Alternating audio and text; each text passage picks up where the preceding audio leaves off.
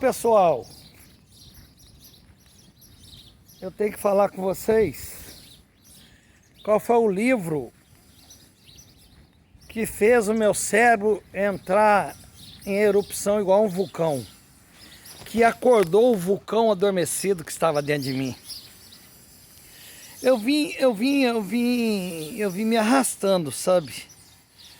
Eu tinha muita dificuldade. Também hoje como professor já sei que cada aluno aprende de uma maneira, né? Esses cursos que existem atualmente, o Telecurso 2000, né? O que eles fazem? Porque a escola antigamente, ela te ensinava, né? Ela te ensinava para você decorar, que não é o ideal, porque filosoficamente você tem que aprender a ter um pensamento crítico, a discutir o assunto. E uma outra coisa é que ela te dava aula, mas depois você que tinha que fazer a transposição do saber com o que você via à sua frente, com as coisas que você enfrentava, para você fazer essa transposição, entendeu? A ciência, o aprendizado é o seguinte, existe um rio no meio, mas você que tem que dar o pulo, entendeu? Você que vai ter que fazer as ligações das matérias. E o Telecurso 2000, eu tive o prazer de ir lá.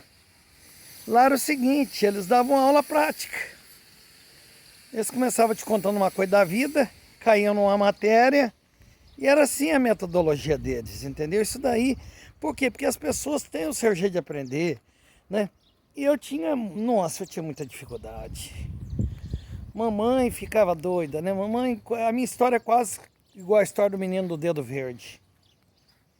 Nossa, eu tinha limitações e outra coisa. Eu tinha irmãos que destacavam, que liam muito, né?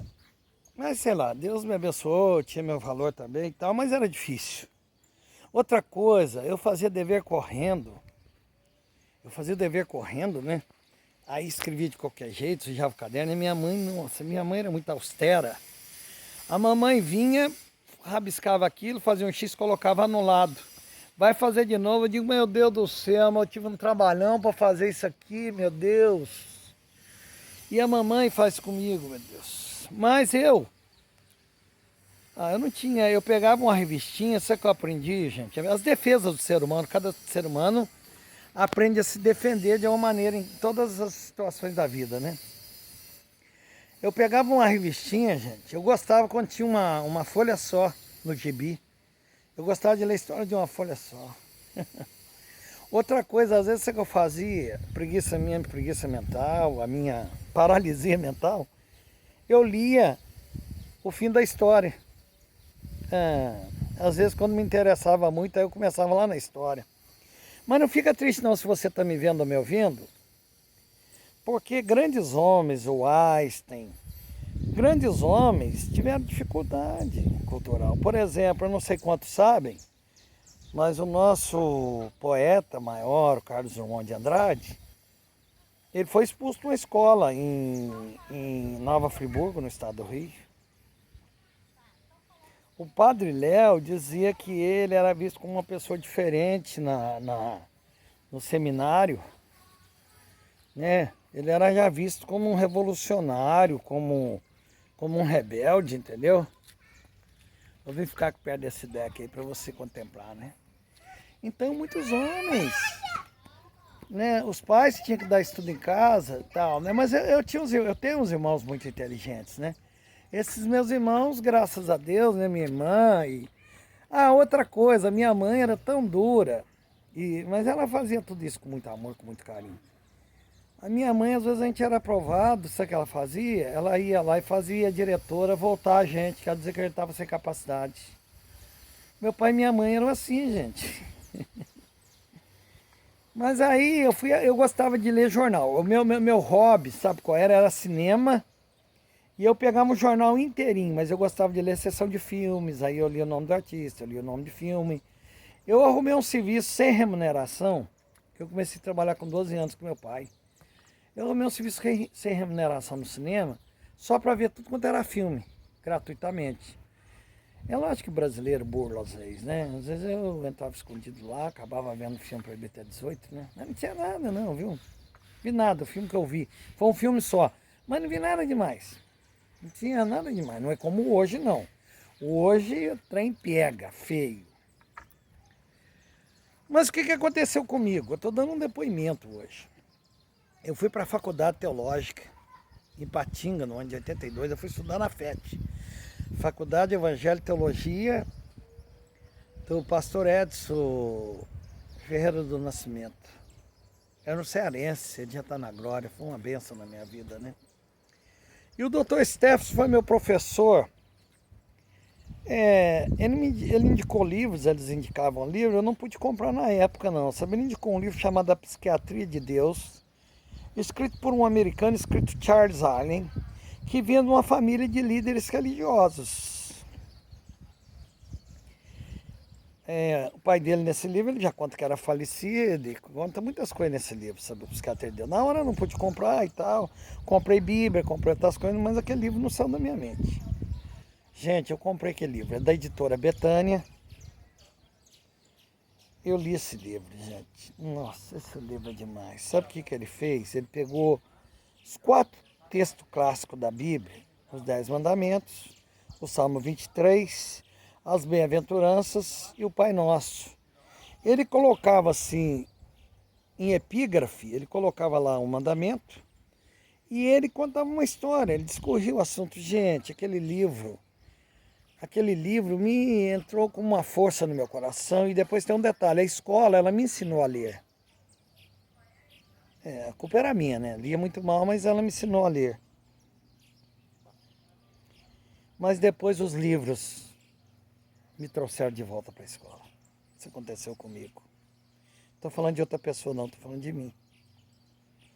Aí eu comecei a ler os livros, eu li durante 20, 30 anos só livro evangélico. Depois, eu nunca deixei de ler jornal, tá? Sempre que eu posso comprar, morei em cidades que entregavam em casa jornal. Meu pai dizia, quando você vê um homem indo lá domingo comprar um jornal, esse homem é uma pessoa diferente. Sempre li jornal, assinei jornal, gostava de ler o Globo. O Estado de Minas não tinha muita coisa não, mas quando não tinha outro para ler, comprava o Estado de Minas mesmo. Li um jornalzinho lá, o Aqui, um jornal baratinho, né? Eu gostava muito do Aqui, sabe? Li o jornal O Dia. Quando eu morei em Manaus, eu li o jornal, o melhor jornal de Manaus é a Crítica. Eu lia quase todos os dias a Crítica. Depois foi caindo algumas barreiras no meu coração. E aí eu fui lendo livros de outros assuntos. Fui lendo livro de filosofia. Por exemplo, eu li A Introdução à Filosofia de Marilene Chauí, que é um dos melhores livros de filosofia. Tá lá. Lá ela fala sobre a razão e a fé. Gente, depois eu fui lendo tudo. Depois, um dia eu peguei uma carona com um indivíduo, de Oliveira até Lavra, mas esse cara, ele devia ser coportor. Tá? A pessoa que vendia livro antigamente chamava coportor. Nossa, ele falou tanto do Dr. Laí Ribeiro, eu não queria ler livro de autoajuda de espécie alguma. Mas ele falou tanto do Dr. Laí Ribeiro, ele falou que o melhor livro dele era aquele livro Sucesso Não Ocorre por Acaso. Eu não aguentei, eu comprei. Aí eu comecei a ler Dr. Laí Ribeiro, li vários livros dele. Caí no Roberto Chiniachik, também li uns 15 livros do Roberto Chiniachik. Depois eu li Leonardo Boff. Depois eu caí agora em Augusto Cury. Né? Li livro Caio Fábio. Eu tive uma experiência interessante. Um dia eu fui convidado para pregar no aniversário em Campos, de uma igreja. Eram 4 pastores, cada noite um. E o meu dia foi sábado, que é um dia muito bom, muito gostoso, né? Depois que preguei, era muito jovem, não sabia o que podia acontecer comigo. O povo talvez era mais generoso.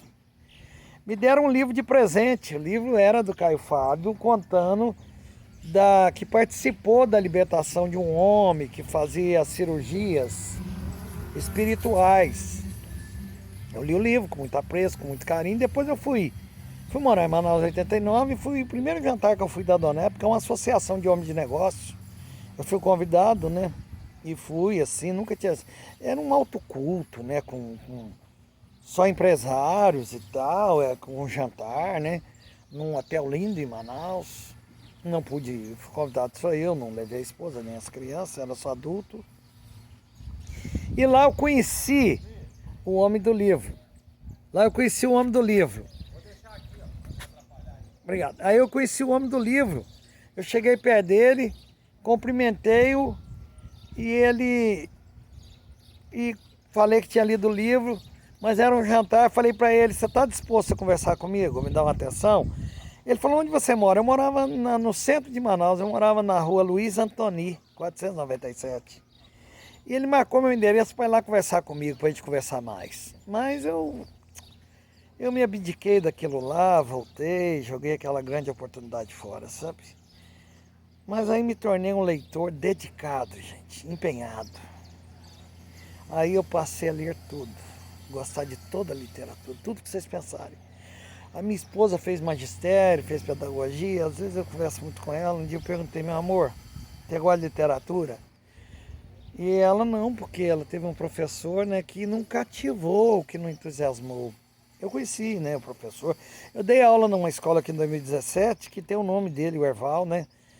A escola chama Escola Modelo, ele foi diretor de escola, pessoa muito esforçado. Eu tive uma certa amizade com ele. O professor Erval morreu de acidente, né? E ela disse, não. Ela não assimilou a matéria. Aí eu fiz literatura, eu começo a contar, agora ela gosta de literatura. Fui fazer filosofia, perguntei para ela, bem, você gosta de filosofia? Também, ela tinha 3 professores de filosofia em pedagogia, porque pedagogia, fora do curso de licenciatura pura que eu fiz de filosofia, pedagogia é a matéria que mais estuda filosofia. Ela tinha 3 professores. Tinha um professor que a bêbado em sala de aula não ensinava nada. E os outros 2 também não conseguiram despertar nela nada. Hoje, ela já vibra com a filosofia. Ah, gente, isso é muito lindo, gente. Isso é muito lindo, tá? Então não desanime. Por que um professor não desanima de uma pessoa? Porque uma hora pode despertar, por exemplo, a dislexia, né? Tem que se tomar lá o Rivotril quando é criança. Tem que se tomar o Rivotril quando é criança. Mas depois de uma certa idade já não se toma mais o Rivotril. Gente, não desanime das crianças não. Os professores não desanimam. Outra coisa, se uma pessoa não estudar com 10 anos, ele vai ter que estudar com 20. Se ele não estudar com 20, vai ter que estudar com 30. Se ele não estudar com 30, vai ter que estudar com 40. Se ele não estudar... tem gente que forma com 96 anos. Outro dia eu vi uma senhora formando em medicina com 96 anos. Porque uma hora ele vai ter que estudar. Uma hora ele vai ter que estudar. E outra coisa, quando eu voltei para estudar, eu vou dizer uma coisa para vocês, eu pensava no diploma. Mas depois que eu cheguei lá, eu não queria só o diploma. Eu queria saber. O diploma é a cereja do bolo, mas não adianta nada diploma sem o conhecimento. Quantas pessoas se falsiam como engenheiros, quantas pessoas se falsiam como médicos, né? E até clinicam, até enganam, né? Mas o que adianta? O diploma sem saber. Compram diplomas, compram carteira de motorista, né?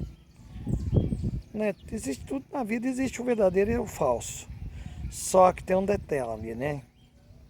O bom é saber com diploma, tá? Porque depois você vai ter que provar aquilo que você sabe na sua conduta, na sua maneira de falar.